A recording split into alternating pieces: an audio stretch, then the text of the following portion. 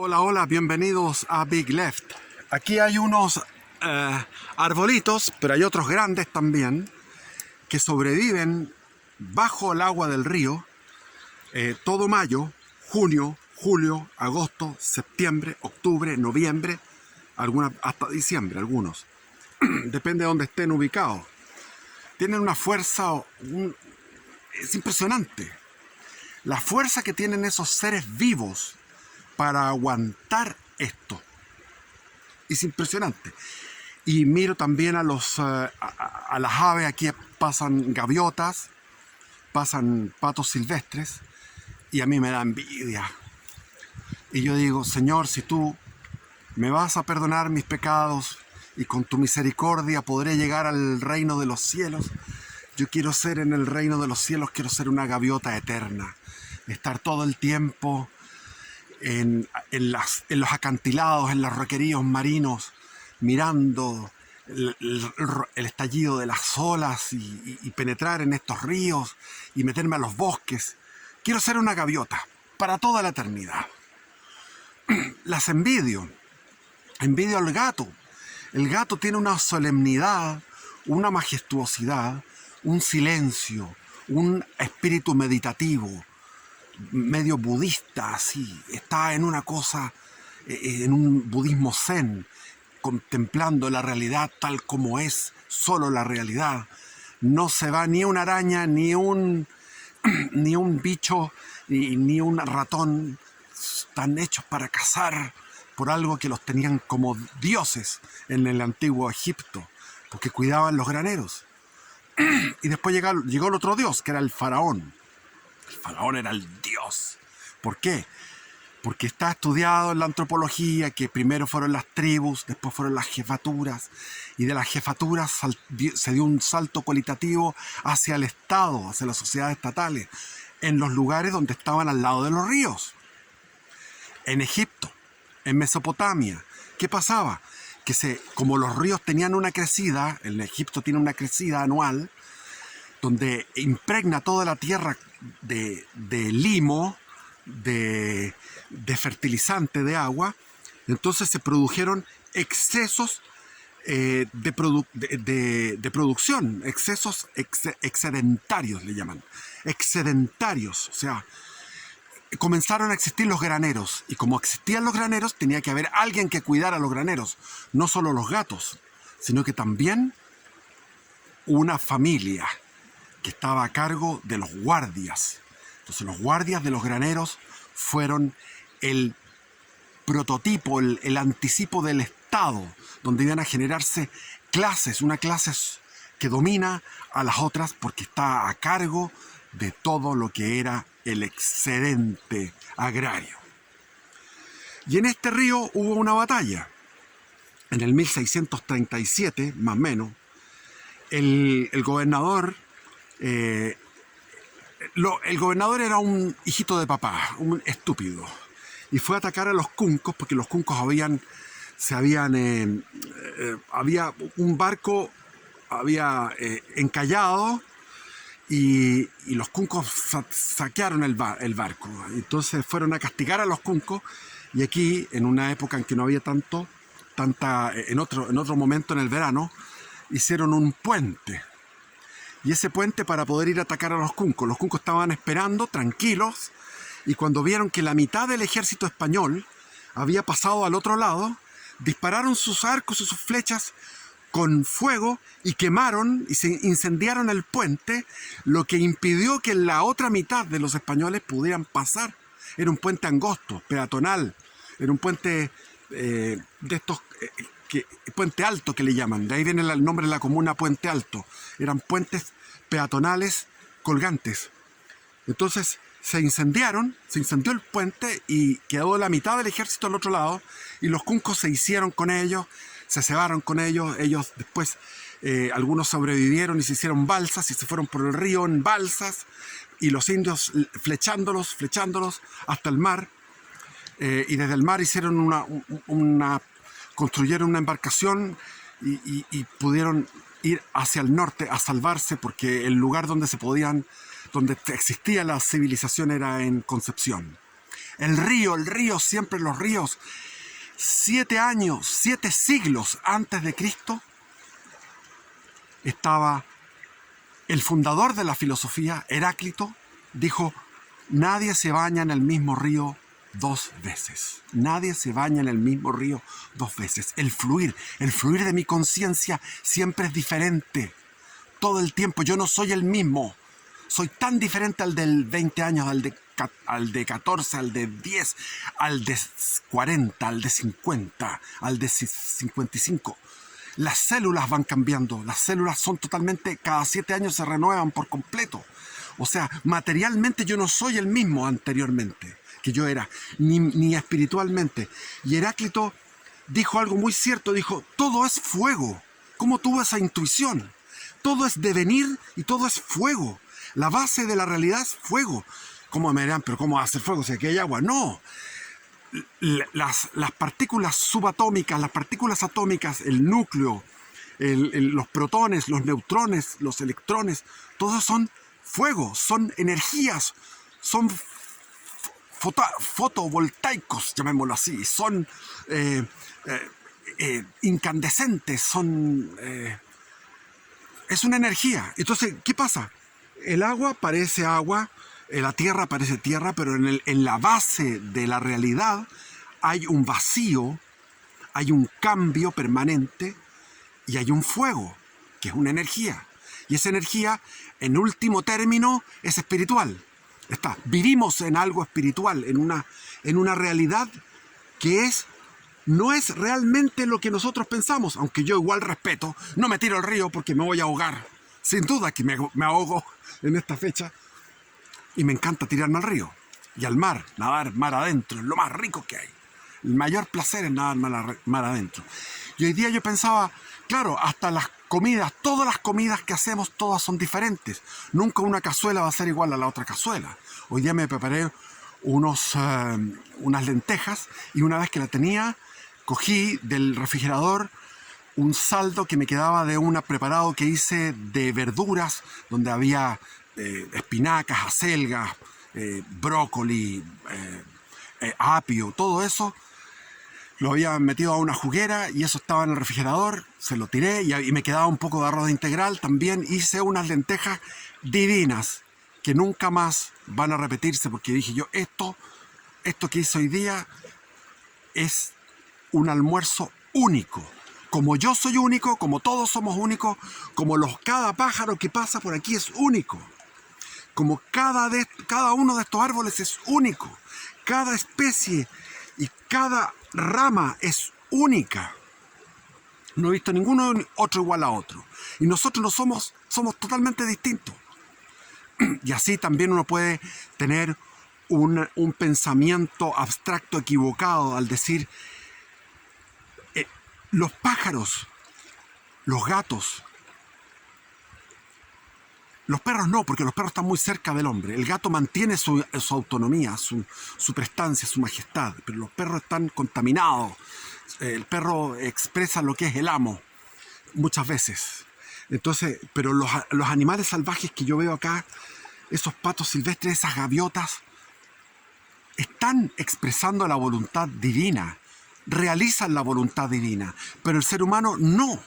Algo pasó que está escrito, y no solamente escrito en la Biblia, sino que está en todas las tradiciones espirituales de la humanidad, que hubo una catástrofe, hubo una implosión del ser humano. El ser humano, algo pasó, que le llaman pecado original. La palabra pecado está muy debilitada a su significado. El demonio se ha encargado de hacer creer que el pecado es el pecado sexual. Entonces hay las canciones románticas dicen: yo soy tu pecado, yo te enseñé a pecar. Hasta en eso está trabajando en la astucia demoníaca, y la palabra pecado ha perdido su sustancia, y la sustancia es la desobediencia, el non serviam, no servimos. Pero ¿qué pasó? O sea, dan ganas uno dice, lo peor que puede haber hecho Dios. Ahí salió un Martín Pescador, allá va un Martín Pescador. Estaba escuchándome todo el rato ahí. Lo peor que pudo haber hecho Dios es el ser humano. Decimos, lo pensamos. Pero ojo, Dios se enamoró de un ser humano. De uno. Se enamoró y está enamorado porque desde la eternidad, el eterno, la infinita bondad, la infinita sabiduría, el infinito poder, la infinita luz, el infinito amor, se enamoró perdidamente de un ser humano. Y lo vio desde la eternidad. Y por ese ser humano dijo, que sigan los seres humanos. Hagamos toda la teleserie, toda la comedia, que van a perderse. Yo mismo voy a ir a rescatarlos, me voy a hacer uno de ellos. Y voy a morir como uno de ellos y voy a vivir como uno de ellos. Y voy a morir en muerte de cruz. En una muerte de esclavos, de lo peor. Se fue bajando, pero se hizo uno en el útero de María porque se enamoró de María. María es tan hermosa, tan pura, que Dios perdió la razón y dijo, yo voy a dejar que exista el ser humano. Porque si existe el ser humano, yo ya sé porque como soy hombre, como soy Dios, conozco todo, sé de antemano lo que va a pasar. ¿Qué va a pasar? Que va a venir el pecado original. Eva, la mujer, siempre la mujer. Eva va a escuchar al demonio y va a convencer al hombre. El hombre calzonudo, el hombre macabeo, el hombre totalmente dijo sí. Y después dice, no, que la mujer que tú me diste, esa mujer ella me sedujo. Eva abre la puerta de una historia. Se pierde el paraíso. Llegamos a este semiparaíso. A este punto que es el peor de los mundos que existen. A pesar de esta belleza, es el peor de los mundos que existen. ¿Por qué? Porque lo habita el ser humano. El ser humano caído, débil. El ser humano vulnerable. El ser humano lleno de achaques. Lleno de enfermedades mentales, de maldad, etcétera, bla. ¿Estamos aquí? ¿El peor de los mundos es este? No, el peor de los mundos es el infierno. Pero este es el peor de los mundos donde aún hay posibilidad. Y Dios nos dio esa oportunidad porque se enamoró de uno de ellos, de uno de nosotros, que es la Virgen María. Y se hizo esposo de la Virgen María. El Espíritu Santo concibió a Jesús y Jesús es el Logos, es la inteligencia por la cual se hizo todo el universo y quizás otros universos o infinitos universos. Es el Logos por el cual todo tiene una razón y ese Logos, esa luz, esa conciencia infinita, ese Hijo del Padre se hizo hombre en el útero de María. Y María, con su amor maternal, no está inactiva, no se fue ascendió a los cielos, es dogma de fe, ascendió a los cielos, pero allá, ¿qué hizo? ¿Qué está haciendo? Está en la eternidad y desde la eternidad ha descendido, ha vuelto en las apariciones marianas. Una aparición mariana fue, por ejemplo, en el monte Athos, cuando el mundo ortodoxo todavía no se separaba del mundo católico. Y había monjes, miles, por lo menos 1000, no sé cuántos eran, pero por lo menos 1000 monjes en el monte Athos, en Grecia. Y ahí se apareció en el comedor, como, digamos, con una bandeja para comer, humildemente. Las apariciones de María son innumerables. El rosario fue armándose a partir de la devoción que fueron dándose a través de la santidad de muchos hombres y mujeres, sobre todo mujeres. La Iglesia Católica tiene a su haber miles y miles de milagros Miles y miles y miles de milagros. Me van a decir, pero ¿cuál es el milagro? Está lleno de milagros. Si ustedes se meten en la historia de la iglesia van a encontrar milagros por todos lados. Por ejemplo, uno, les voy a contar uno solo. París, en el 1040, año 1040, más o menos, siglo XI. Estaban haciendo un funeral a un profesor de la Sorbonne, que era un teólogo, filósofo, muy conocido. Estaba lleno la iglesia de Notre Dame, y en el momento en que estaba dando las bendiciones, el sacerdote, y en latín, en un momento terminado, se incorporó el finado, porque los finados en esa época, los muertos no usaban ataúdes, sino que se le ponía encima con una mortaja encima, una tela y con una tabla, en un tablón, en una mesa. Se incorporó en 180 grados, perdón, en 90 grados, está incorporado, y dijo: por la justicia de Dios he sido juzgado. Después, al día siguiente, llegó toda la gente, los notarios, o sea, esto fue público, firmaron todo porque vieron todo París vio eso, y finalmente dijo al día siguiente, cuando lo iban a enterrar: por la justicia de Dios he sido condenado. Y ahí estaba viendo aquello San Bruno, y funda la Cartuja, la Cartuja es la orden monástica más exigente que tiene el catolicismo, que son monjes que están en su celda con su propio huerto, trabajan su huerto, están en soledad, y en esa soledad están alabando al Señor y haciendo los 7 oficios de cánticos de los salmos, recitando los 150 salmos durante 6 días en la semana, y el día domingo se juntan en la iglesia a celebrar la resurrección de nuestro Señor, almuerzan y conversan.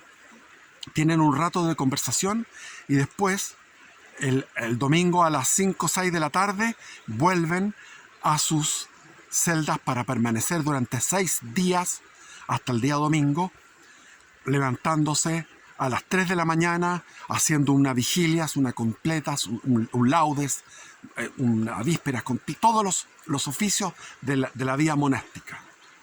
El hecho de que existan estas órdenes religiosas comprueba que Dios existe, porque los tipos han ido para allá, psiquiatras, a ver esto, gente de tipo materialista, ateo, y dicen: esto no puede ser. ¿Cómo un ser humano no tiene contacto con nadie durante tanto tiempo en su vida y sin embargo está en un estado de paz, en un estado de armonía, en su oración contemplativa? Y no solamente los cartujos, también los camandulenses, los cistercienses de San Pedro de Claraval en el siglo XII,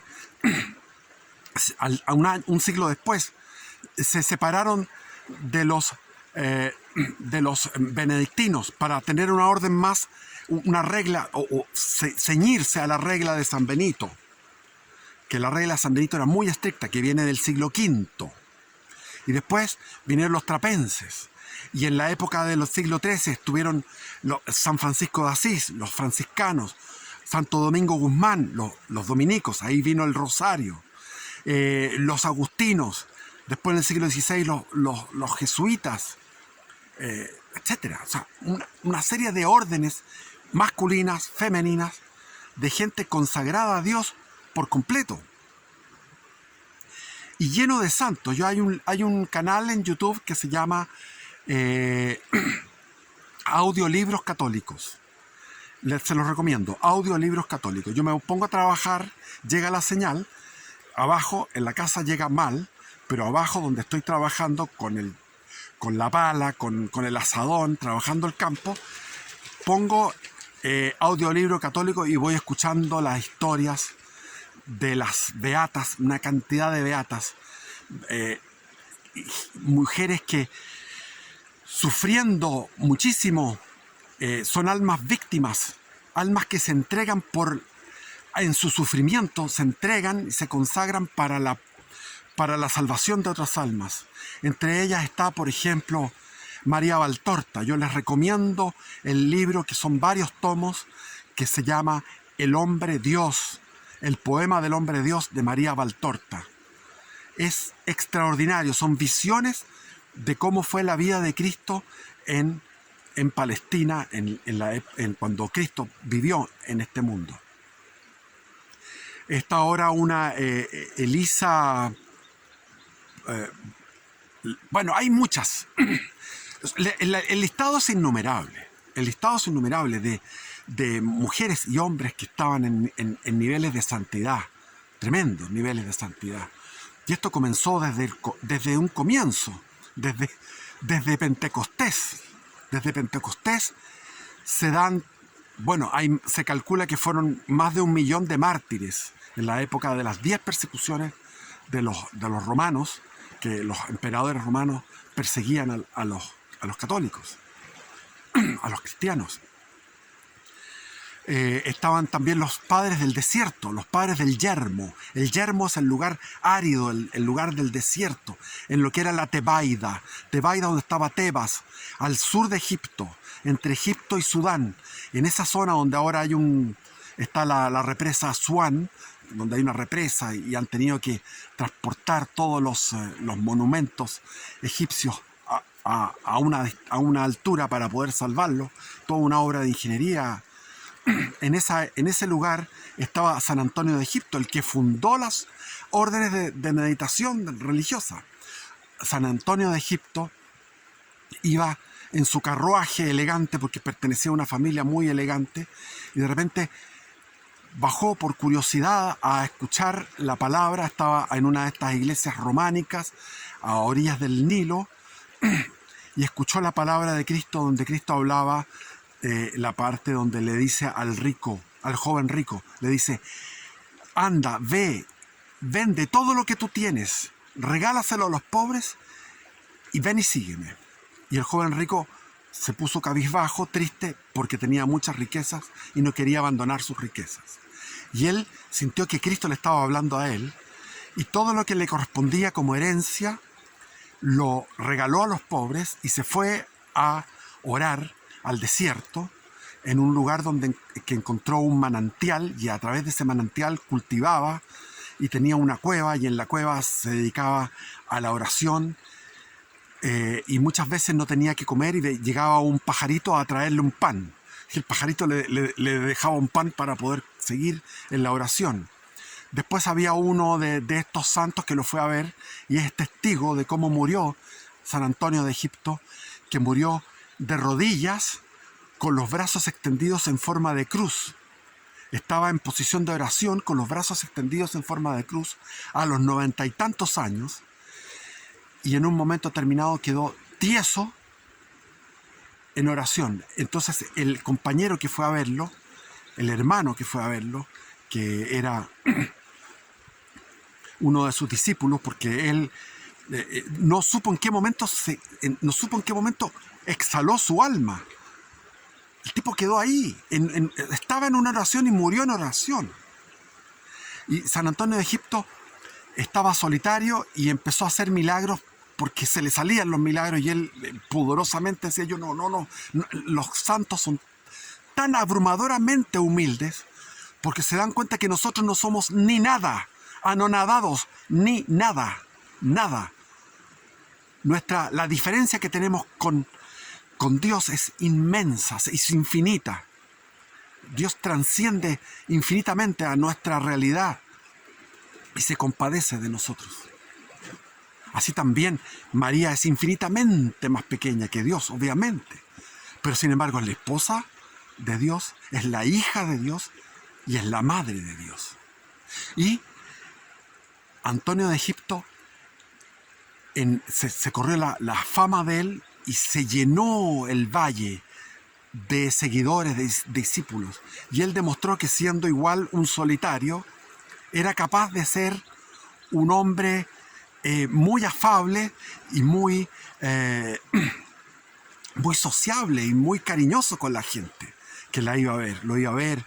Y se llenaba en la noche de fogatas ese valle, todas las fogatas con los místicos, donde los místicos estaban todos en la noche adorando a Dios, mirando las estrellas, tratando de no dormir. Algunos se ponían una piedra en la boca para no pecar con la palabra. Y de ahí se generó esta tendencia. Esto fue a finales del siglo IV, comienzos del siglo V, donde el imperio español el imperio romano estaba decadente. Estaba la corrupción de la moral, de las costumbres, estaba la persecución, las persecuciones. Y esto pareciera como que es huir. No, no era huir. Era ir a ser el dínamo, a ser la fuerza motriz de la iglesia. A través de la vida contemplativa, la iglesia subsiste. A través de la vida contemplativa. Entonces ellos de repente no ayunaban, ayunos prolongados. Y después se expandió esta moda hacia lo que era Antioquía. Ahí está el famoso San Simón de Cirene, que vivió arriba de un pilar, de un pilar romano, de un antiguo templo, arriba, 40 años. Y hacía sus necesidades y la gente iba, recogía sus necesidades y le entregaba comida. Y él siguió ahí, con el sol, durmiendo apenas, podía caer. Ahí quedó, porque no quería pecar. ¡Locos! Esa locura de los padres del yermo nunca más se ha dado. ¿Por qué? Porque entramos en tiempos de cordura. Ahora tenemos tiempos peor que la cordura. Estamos en la locura del hedonismo. El hedonismo en su máxima expresión. Todo es permitido. En aquellos tiempos era la negación del hedonismo absoluta. En la Edad Media, la cantidad de santos, impresionante. Entonces uno se edifica con esto porque la actualidad está difícil, hay mucha confusión de las doctrinas. Algunos dicen que la iglesia dejó de existir, o no la iglesia, sino que el papado y la jerarquía dejó de existir a partir de 1958, cuando llegó el Papa Juan XXIII y vino el concilio. Yo no creo eso. Yo viví la iglesia post-conciliar, a pesar de que estaba mala. Todavía yo creo que la presencia de Cristo todavía está. Algunos dicen que después de Benedicto ya no existe, que Francisco no es papa, lo que yo sostengo también. Otros dicen que... o sea, hay muchas teorías. Estamos en una confusión muy grande. Vivimos una confusión. Yo ayer fui a misa y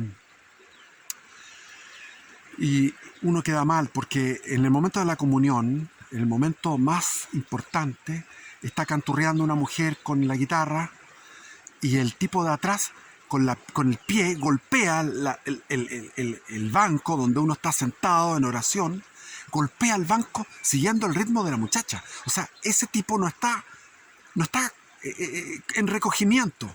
Y uno ve a la gente que comulga y queda con los ojos abiertos. No están en oración. No hay una educación para la oración. Y eso es lo que yo quiero hacer, educar para la vida contemplativa, educar para la oración. Está el ejemplo, si a ustedes siguieron eso que les recomendé, la vida de San Juan de la Cruz, de Ávila. Juan de la Cruz estaba, cuando joven, atendiendo enfermos. Y él sintió el llamado de que tenía que abandonar eso de atender a los enfermos. Entonces, ¿cómo es eso? O sea, Dios te puede llamar de abandonar una obra de caridad, de misericordia, como estar atendiendo enfermos y enfermos terminales, moribundos, para llamarte a una orden como la orden carmelita y reformar esa orden y sufrir la prisión, una prisión espantosa donde él ni siquiera tenía baño, le daban un mendrugo de pan, un pan integral, con eso vivía, agua y pan, y lo maltrataban, lo humillaban, lo azotaban. Y él en ese momento escribía los poemas más hermosos que se puedan imaginar. La poesía de San Juan de la Cruz es luminosa, bella. Él está viendo el cielo. Estaba conectado al cielo mientras estaba sufriendo en una prisión tan grande. Y él es el maestro de la contemplación. Y es español, es nuestro. Es de la hispanidad, es nuestro. Es peruano, es argentino, es boliviano, es nuestro. Es mexicano. Pobre México, como sufrió con los gobiernos, con la masonería. ¿Cómo sufrió? Una persona me preguntó por el video político que hice sobre si quién había hecho más daño, la masonería o el sionismo. Y yo no sabía qué contestar y lo he meditado. Obviamente que el daño más atómico es el sionismo, es la sinagoga de Satanás. Son los judíos que negaron a Cristo, pero no es el pueblo judío. Ahí está el error de Hitler. Hitler pensaba que el pueblo judío hay que eliminar al pueblo judío. No, es una élite, una cúpula, una secta. Lo mismo pasa en Estados Unidos. El pueblo norteamericano es bueno. El pueblo anglosajón, uno va por Norteamérica, en Estados Unidos, es gente buena. ¿Y por qué pasa con Estados Unidos que inventaron esa bomba atómica, que la tiraron una vez, 2 veces, que bombardearon a los aliados innecesariamente porque ya estaban listos para la rendición, etcétera, etcétera? Estados Unidos, las Torres Gemelas y las invasiones, y mil huevadas. O sea, ¿qué pasa? No es el pueblo de Estados Unidos, tampoco es el pueblo judío, pero la sinagoga de Satanás, que son los sucesores de Anás, de Caifás, de los que crucificaron a Cristo, que los romanos fueron instrumentos nomás, pero los que crucificaron a Cristo fueron esa secta, siguió a través de los siglos y es la que está mandando en este momento. Y la masonería es el guante blanco a través del cual se manifiestan, pero sus intenciones son perversas. Bueno, he tenido un tema libre y voy a hacer videos enseñando la oración, lo que yo sé de la oración contemplativa, del rosario, oración vocal, bla, bla, bla, entretenido, porque necesitamos orar. En estos tiempos lo que más necesitamos es oración. Y por eso que voy a hacer varios videos con respecto a este tema, al tema de la oración. Y bendiciones y viva Cristo Rey, por siempre sea alabado, alabado sea por siempre. Gloria al Padre, gloria al Hijo, gloria al Espíritu Santo, como era en un principio, ahora y siempre, y por los siglos de los siglos. Amén.